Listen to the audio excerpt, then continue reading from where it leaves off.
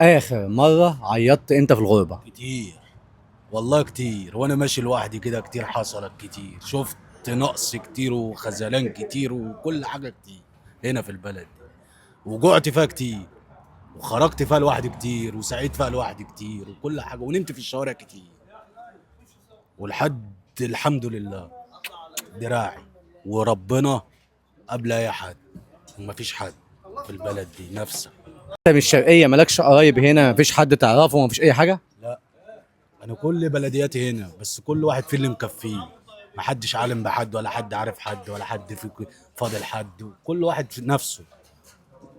فهمت الدنيا ازاي؟ هي نفسها.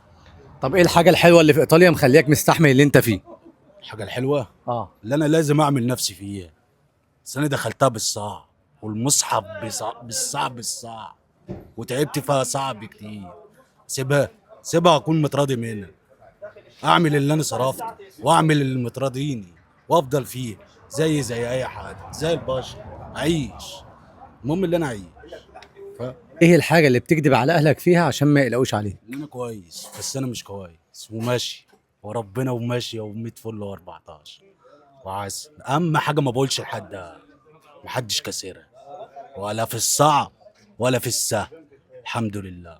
اه والله. وقسما بالله بقول لك الكلام ده كله بيطلع زي ما هو بيطلع من كل قلب. بس. فاهم؟ انت موجوع ومكسور؟ لا الحمد لله، ولا موجوع ولا مكسور.